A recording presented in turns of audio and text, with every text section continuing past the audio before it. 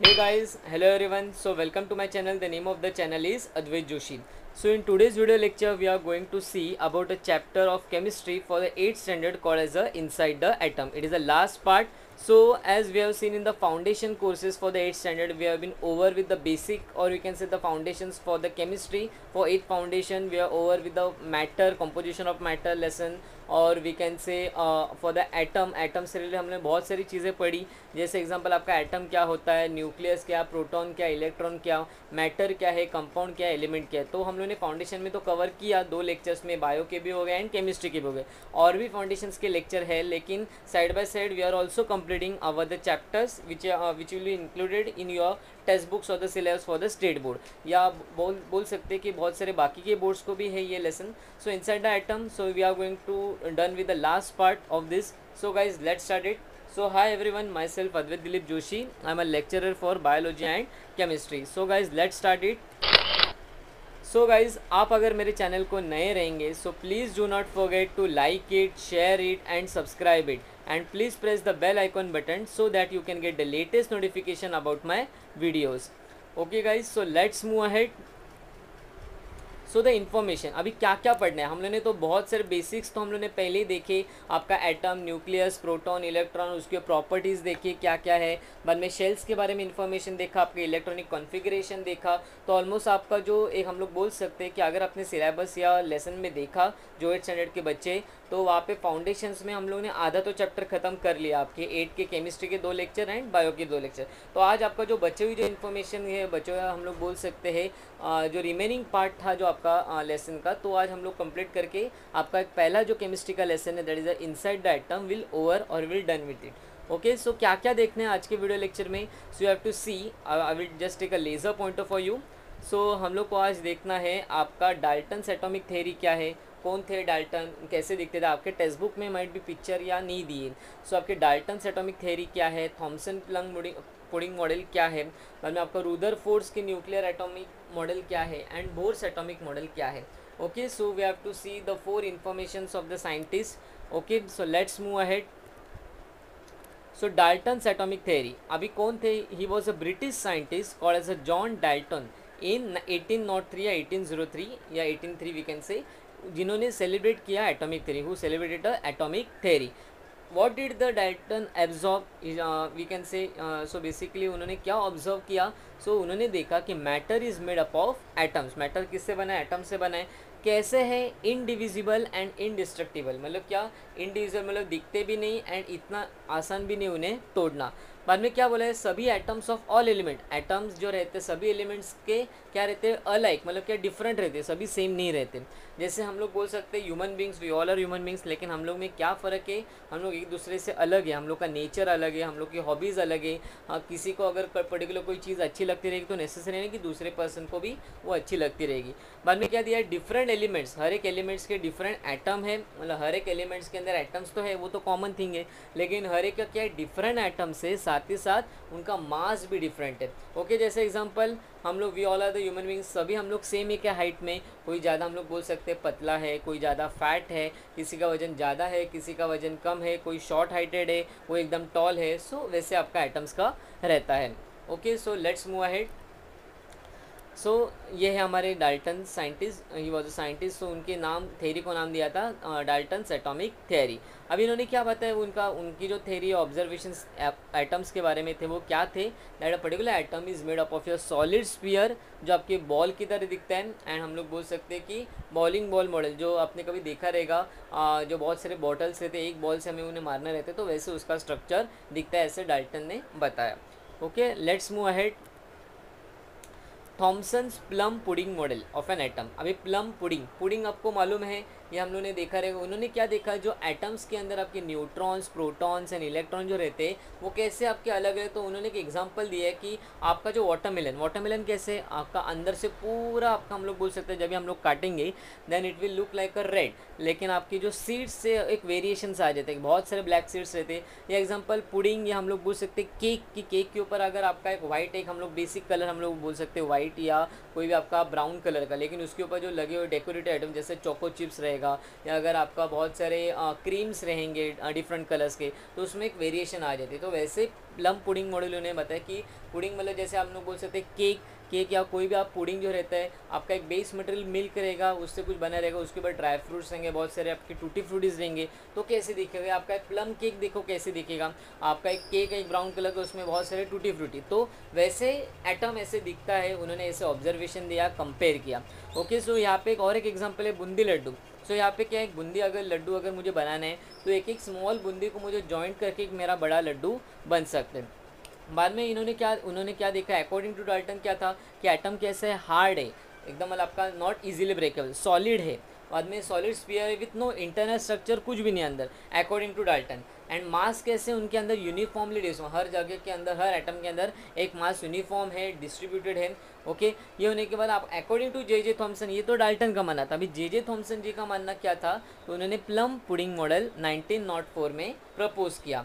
उन्होंने क्या देखा, पॉजिटिव चार्जेस थे, जो पॉजिटिव चार्जेस मतलब क्या, प्रोटॉन, वो डिस्ट्रीब्यूटेड थे आपके एटम्स के बाहर, नेगेटिव चार्जेस उसके अंदर रहते हैं, ऐसे उनका मानना था। एंड जब ये पॉजिटिव एंड नेगेटिव चार्जेस दोनों एक दूसरे के साथ इक्वल रहेगा, इक्वल रेशो में रहेगा, तभी आपका एक एटम हम लोग बोल सकते हैं न्यूट्रल होता है। ऐसे हम लोग बोल सकते हैं जे थॉमसन का मानना था, उनका ये मॉडल प्रपोज किया था। ओके, सो ये हमारे जे थॉमसन, जो बेसिकली हम लोग बोल सकते हैं the scientist who propose a model called as a plum pudding model. And इन्होंने बताया कि देखो जैसे जैसे वाटरमेलन यहाँ पे कैसे व्हाइट कलर के इलेक्ट्रॉन, बाकी अंदर पॉजिटिव चार्जेस है, वैसे इन्होंने ये बताया कि बाहर जो सब इलेक्ट्रॉन्स इवॉल्व होते रहते हैं, अंदर न्यूक्लियस के अंदर क्या आपके न्यूट्रॉन्स एंड आपके प्रोटॉन्स है, जिन्हें हम लोग न्यूक्लियॉन्स बोलते हैं। ओके, सो ये इनका मॉडल था। आगे देखते हैं, आगे है आपका Rutherford's nuclear model of an atom. Rutherford ने भी basically scattering experiment put forth की, so he was called as a nuclear model of an atom. मतलब उन्होंने सेलिब्रेटेड रुदरफोर्ड या scattering experiment in the year called as a 1911। उन्होंने क्या बताया, alpha particles, alpha beta gamma, ये 3 प्रकार के पार्टिकल्स रहते।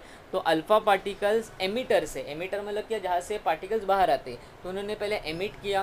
बाद में आगे गोल्डन फॉइल रखी थी, वहाँ पे बम्बाड़ मतलब क्या, वहाँ पे हम लोग बोल सकते हैं कि जैसे अगर टॉर्च अगर मैंने ऑन किया तो कैसे मेरा लाइट एक पर्टिकुलर डिस्टेंस तक जाएगा, वैसे अल्फ़ा एमिटर से अल्फ़ा पार्टिकल्स को स्कैटर या हम लोग बोल सकते हैं एमिट, बाहर लाया, उसे गोल्ड फॉइल की तरफ हम लोग बोल सकते हैं भेज दिया।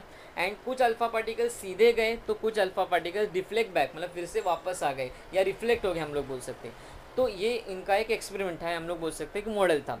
अभी ऑब्जर्वेशंस क्या देखा उन्होंने, पॉजिटिव चार्जेस थे जो हम लोग बोल सकते हैं वो न्यूक्लियस के प्रेजेंट, हम लोग बोल सकते हैं कि सेंटर ऑफ द एटम थे, नज़दीक थे, मतलब हम लोग न्यूक्लियस के अंदर थे।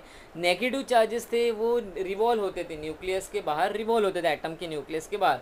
एंड अगर ये दोनों का इक्वल रेशो होगा, प्रोटॉन्स एंड अगर हम लोग बोल सकते हैं इलेक्ट्रॉन, तो आपका एटम कैसे हो जाता है, न्यूट्रल हो जाता है। ये ऑब्जर्वेशन आप कभी देखे रहेंगे तो जे थॉमसन से थोड़े बहुत तो मैच होते हैं। ओके, तो ये बताया था आपका रुदर, ये इनकी हम लोग बोल सकते हैं मॉडल या थेरी थी। आगे उनका मॉडल का स्ट्रक्चर है।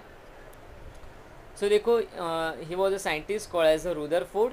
सो हम लोग बोल सकते हैं कि यहाँ पे देखो कैसे मैंने आपको बोला कि जैसे अल्फा एमिटिंग पार्टिकल है, या this is alpha emitting particle. Okay, so ये आपकी गोल्ड फॉइल है, तो इसकी तरह यहाँ से आपके चार्जेस जा रहे हैं, हम लोग बोलते हैं अल्फा एमिटिंग से आपके पार्टिकल्स एमिट हो रहे हैं, ये गोल्ड फॉइल की तरफ जा रहे हैं, कुछ सीधे जा रहे हैं एंड कुछ रिफ्लेक्ट बैक हो रहे हैं। देखो यहाँ पे बी वाले देखो आपके सीधे जा रहे हैं, मतलब यहाँ पे कुछ रिफ्लेक्ट बैक हो रहे हैं। ओके, सो ये इनका एक मतलब उन्होंने क्या देखा, उन्होंने भी वही देखा जो जे थॉमसन जो आपके साइंटिस्ट थे उन्होंने देखा था, कि जैसे क्या था आपका कि अल्फ़ा पार्टिकल्स थे वो आपके न्यूक्लियस के अंदर इवॉल्व होते हैं, नेगेटिव चार्जेस आपके न्यूक्लियस के बाहर इवॉल्व होते रहते हैं, एंड जब भी इन दोनों का रेशियो इक्वल हो जाएगा then your atom becomes neutral.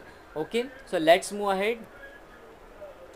अभी Bohr's atomic model. So who was a Bohr, he was a English और we can say Danish scientist Niels Bohr in 1913। Explain क्या होता है कि स्टेबिलिटी ऑफ एटम, कि atom आपका एक स्टेबल होता है, ये इनका ऐसा मानना था। तो ही मेड सम पॉस्टुलेट्स, उन्होंने कुछ पॉस्टुलेट्स या लॉ बनाए हम लोग बोल सकते हैं। तो उनके लॉज का नाम क्या है, तो उन्होंने एक पॉस्टुलेट्स या लॉ बनाए, इलेक्ट्रॉन्स रिवॉल्व होते रहते, electrons always revolve around the nucleus, मतलब न्यूक्लियस से इलेक्ट्रॉन एक डिस्टेंस मेंटेन करके। ओके, ये कि इनका ऑब्जर्वेशन है, लॉज किस में था। बाद में क्या बताएं, इलेक्ट्रॉन कांस्टेंट एंड पर्टिकुलर, मतलब इलेक्ट्रॉन कभी हम लोग बोल सकते हैं कि एक कांस्टेंट रहता है हर एक शेल में। जैसे हम लोग ने वो आपके फाउंडेशन में देखा था, आपका K shell, L shell, M shell and N shell. आपकी कैपेसिटी के शेल की क्या है 2, बाद में एल शेल की 8, बाद में एम शेल की आपकी 18 एंड एन शेल की 32।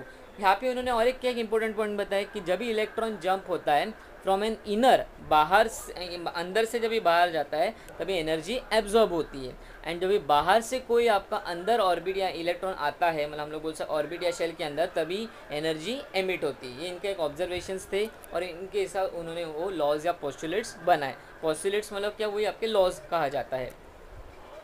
सो he was your Niels Bohr, इनका पिक्चर है एंड इन्होंने जो बताया था कैसे, तो हम लोगों ने देखा था के एल एम एन और हर एक शेल की कैपेसिटी या ऑर्बिट की कैपेसिटी।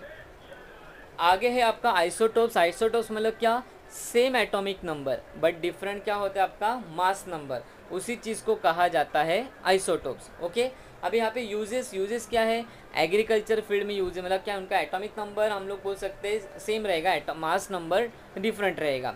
ओके, अभी कहाँ एग्रीकल्चर में यूज़ होते हैं, मेडिसिन में, रिसर्च फील्ड में, इलेक्ट्रिसिटी जनरेट करने के लिए काम आता है, मेडिकल ट्रीटमेंट कैंसर, गॉइटर या थायराइड ग्लैंड में, फूड प्रिजर्वेशन के लिए, माइक्रो से बचने के लिए, एंड अगर क्रैक हुआ रहेगा तो वहाँ पे अगर या कभी कभी एज ऑफ फॉसिल्स भी हम लोग निकाल सकते हैं। अभी आइसोटोप्स बहुत सारे कार्बन के आइसोटोप्स रहते हैं, हाइड्रोजन के रहते हैं। अभी इलेक्ट्रिसिटी बना सकते हैं। एग्रीकल्चर फील्ड में अगर कोई आपका सॉइल के अंदर कोई हैज़ार्डस या कोई अगर आपका फील्ड हम लोग बोल सकते हैं क्रॉप खराब हो तो हम लोग डिटेक्ट कर सकते हैं। आप पूछेंगे रिसर्च या मेडिसिन में कैसे, तो कोई दवाई का मैन्युफैक्चरिंग करने के टाइम तो वहाँ पे आपका यूज़ होता है, कोई दवा मतलब आपके फार्मास्यूटिकल या दवाई की कंपनी में। कैंसर में आपका एग्जैक्ट कैंसर का लोकेशन कहाँ पे, या ट्रीटमेंट करने के लिए कैंसर सेल को बाहर कभी कभी हम लोग बोल सकते हैं कि वो आपकी कोई गॉइट या लेज़र ऑपरेशन जो होते हैं, तो कोई अगर आपके हार्ट वाले कोई पार्टिकल्स या आपके हम लोग बोल सकते हैं कि कैंसर जैसे कोई आपके पार्टिकल्स रहेंगे तो उसे निकाल भी सकते हैं with the help of your laser treatment. तो वहाँ पे आइसोटोप्स का इस्तेमाल किया जाता है। फूड प्रिजर्वेशन, माइक्रोब से बचने के लिए आपके बहुत सारे कैन फूड जो रहते हैं उससे प्रिजर्वेशन के लिए आपके आइसोटोप्स यूज़ किए जाते हैं माइक्रोब से बचने के लिए कि आपका फूड ख़राब ना हो। एंड आपके क्रैक मतलब क्या, अगर कोई आपकी अंडरग्राउंड पाइपलाइंस रहेंगे, पहले के ज़माने ऐसे टेक्निक नहीं थी, अगर आपका पाइपलाइन बस्ट या क्रैक हुआ रहेगा तो पूरे फिर से ज़मीन को हम लोग बोल सकते हैं डिग करना पड़ता था। तो लेकिन आज के इसमें आपका आइसोटोप्स की मदद से हम लोग एग्जैक्ट लोकेशन बता सकते हैं, वही पोर्शन हम लोग डिग कर सकते हैं। साथ ही साथ एज ऑफ द फॉसिल्स, मतलब पर्टिकुलर फॉसिल या कोई ऑब्जेक्ट आपको मिला है जो ज़मीन के नीचे, उसका उम्र क्या है या कितने साल इसे हुआ रहेगा ज़मीन के अंदर रह के। फॉसिल मतलब कि हम लोग बोल सकते हैं कि आपका स्केलेटन फॉर्म में मिलता है कोई भी एनिमल या ह्यूमन बींग का। क्राइम सीन में बहुत सारे दिखाते हैं फॉरेंसिक्स में कि कभी कभी आपने देखा रहेगा कि एसीपी प्रद्युमन हमेशा आपके डॉक्टर सालुंकी को पूछते हैं कि ये डेड बॉडी कितनी पुरानी रहेगी। ओके, सो ये है। ये होने के बाद आपका आगे का है types of isotopes. Okay, so types of isotopes आपको यहाँ पे मैंने आपको जैसे बोला था, आपके कार्बन के 3 आइसोटोप्स रहते हैं, मतलब क्या, atomic number same but different. आपका क्या रहेगा, आपका मास नंबर। तो देखो कार्बन 12, कार्बन 13 एंड कार्बन 14। वैसे हाइड्रोजन के रहते हैं, हाइड्रोजन को बोला जाता है प्रोटियम। एक हाइड्रोजन रहेगा तो 2 रहेंगे तो ड्यूटेरियम एंड 3 रहेंगे तो tritium. Okay, so these are the types of isotope. So these are your assignment questions कि पहले है आपका डाल्टन्स एटॉमिक थ्योरी क्या है, आपको लिखना है आपके नोटबुक्स में।